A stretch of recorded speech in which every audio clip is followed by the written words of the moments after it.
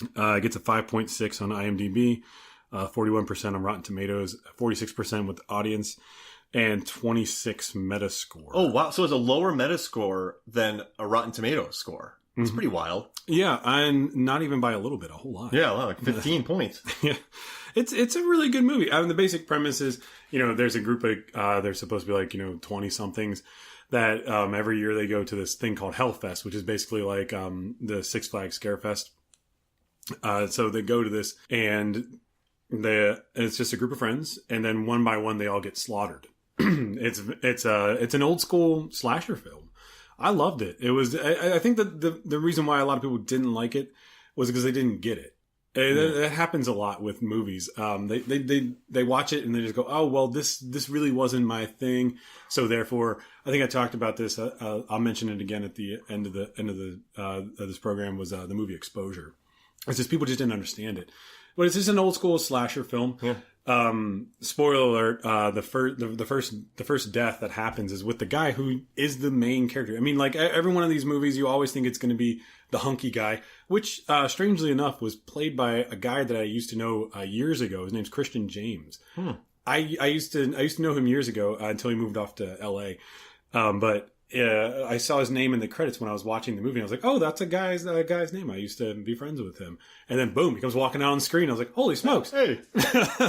Wow, that's what you've been doing. Yeah. So, you would think they would be like him, or I forget the name of the other guy, that are the stars in this, but they're the more like the jockey types, the ones that you would think would get killed first doing something stupid, but they actually, they don't. And, it's the dorky guy, the tall gangly guy who's the smart one, who has a very like dominant presence on the screen. He's showcased more. Camera angles favor him more because you're like, oh, well, he's really a little bit of misdirection. Exactly. And they do exactly what Hitchcock does. He's the first one to get smoked.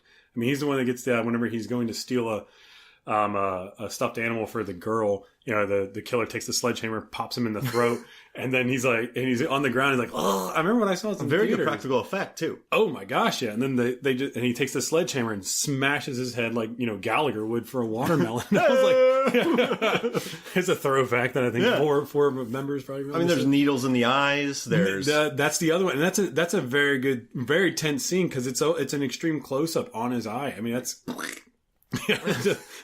wham. And then another great scene is when it's the two girls, they're in the room with all the different masks and they're hiding, and then the masked guy comes walking in.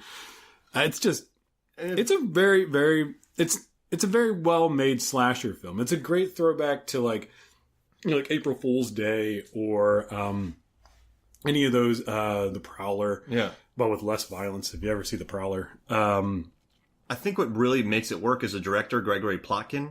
He was the editor for the Paranormal Activity movies. He edited Game Night. He edited Happy Death Day and Get Out. He's a Blumhouse editor.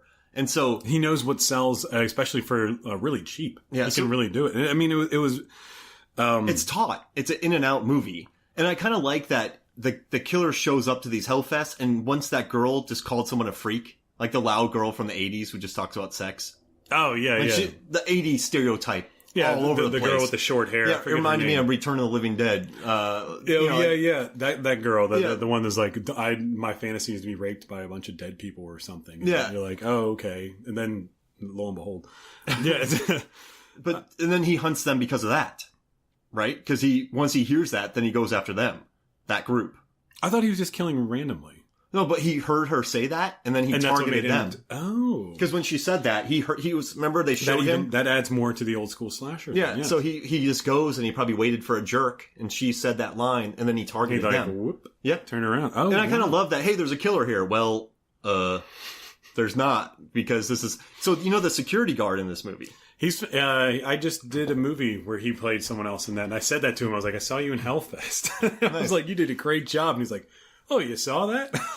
I've been on screen with him in Resurrection Season 2. What? It's one of the later episodes, but if you watch Resurrection towards the end of maybe episode 10, he plays one of the goons, and I'm one of his goons.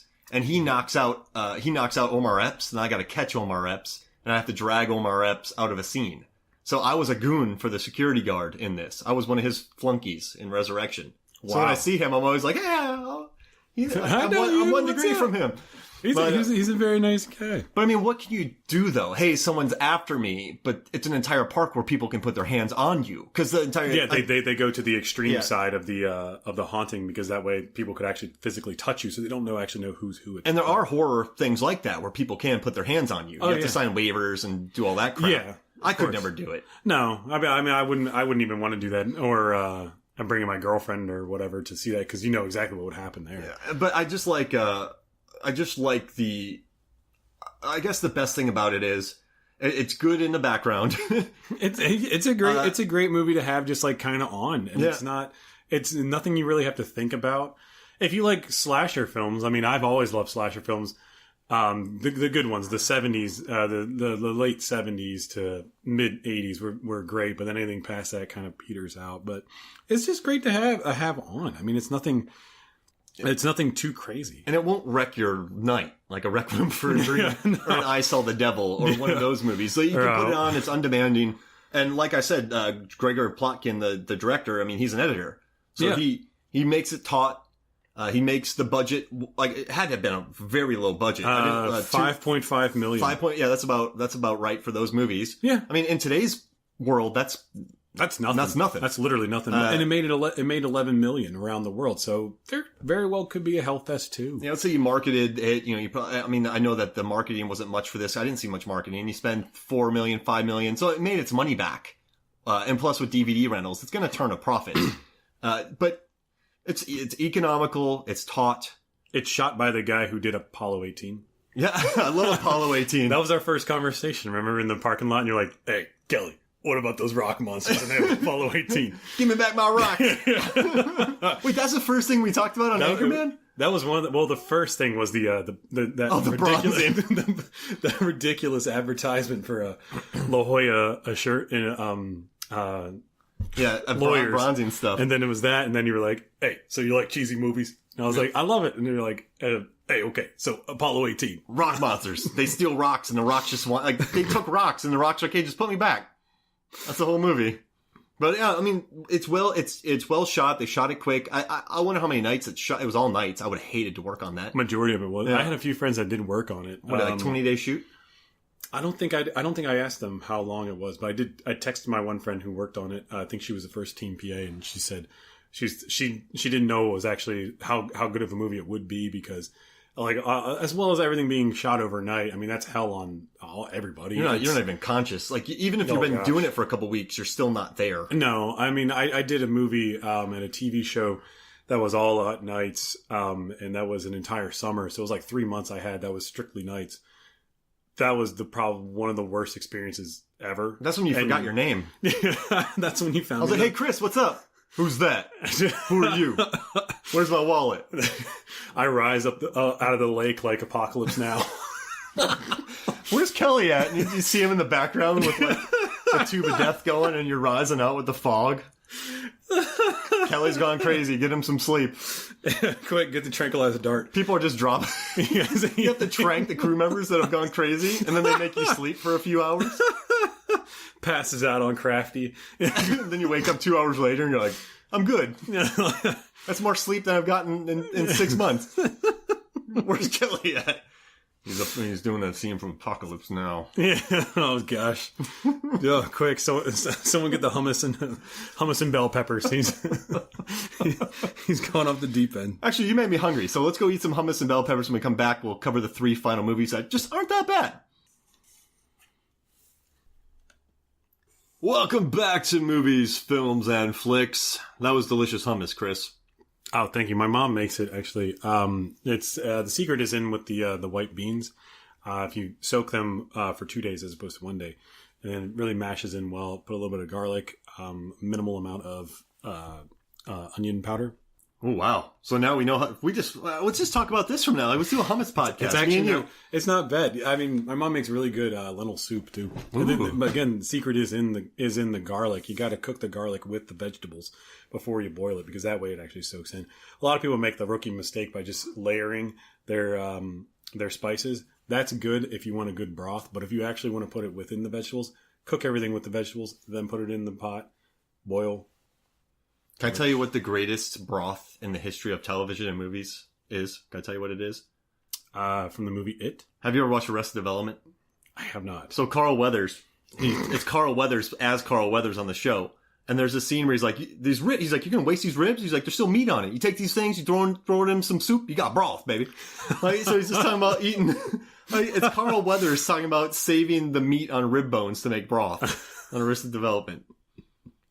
Perfect. Oh, man. Remember, what happened to Carl Weathers? Is he still around? Yeah. I'm sure. They were talking about him in another movie's coming out they want him to be in. Really? Yeah. I was talking about Ernie Hudson the other day. He's on Grace and Frankie. He actually does a really good job in that show. Ernie Hudson's awesome. He plays it was the boyfriend of, is it Lily Tomlin or is it Jane Fonda? I can't remember. I don't know. I've never watched it. It's actually really funny. It's really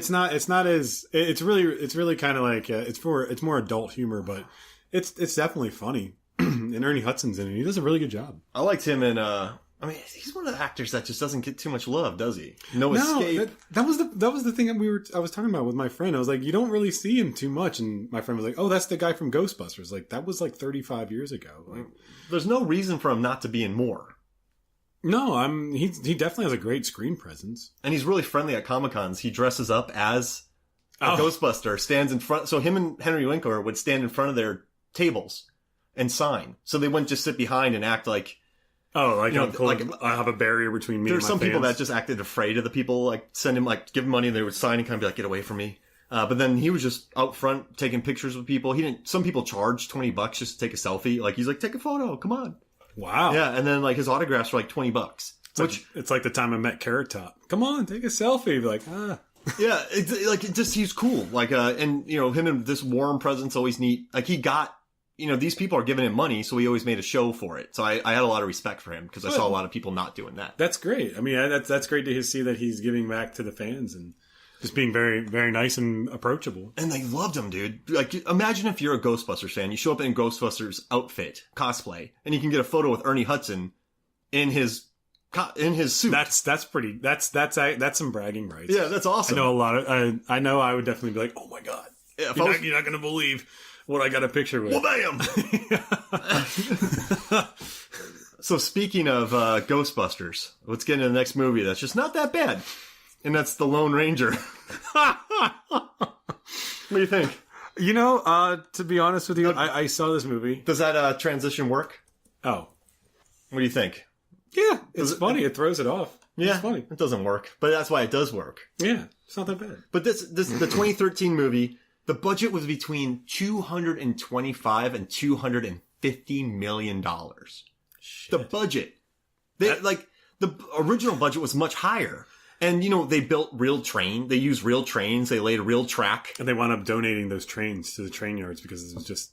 there's just so many of them. They built real track for this movie. They built like what was it like? I read it was like a massive like circle or something. It was like almost like a mile long. Yeah. Like that is insane. That is an insane amount of track. And you know what's so this movie cost $250 million. It made $260 million worldwide. Rotten Tomatoes scores 51. Audience scores 51. Metascore is only 37.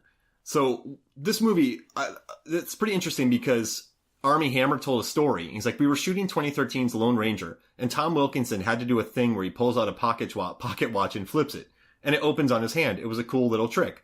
So because they had a borderline unlimited budget, they're like, let's bring in the yo-yo world champion. He was like, that's not a yo-yo. And they go, yeah, but can you help him do it? And he goes, yeah. You pull it out of your pocket and just do that. And they're like, awesome. Tom goes like this, and he's like, yeah, like that.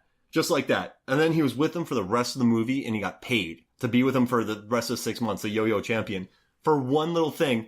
That scene where he pulls it out and flicks it around his finger. And so he just showed Tom Wilkinson that. Tom Wilkinson picked it up immediately. And this yo-yo champion got paid for the entire shoot. Good Lord. They were throwing money. Like, they were just throwing money around on this movie. But the thing is, what I feel like on this film is I feel like every cent is seen on screen. It's definitely a movie that when you see it, you can tell that they spent a lot of money on it. The visual effects are dynamite. Groundbreaking. Not groundbreaking, but very visually inventive and fun. If I'm not mistaken, it was nominated for an Oscar for it. Yeah. I believe so. I mean, it's definitely, you can tell. I mean, they put a lot of money and a lot of heart and soul into it to create this really good, not really good, but I mean, it's definitely not that bad of a movie. It's not that bad. It was nominated for Best Makeup and Hairstyling and Best Visual Effects. Well, there you go. I mean, the visual effects are great. I mean, it looks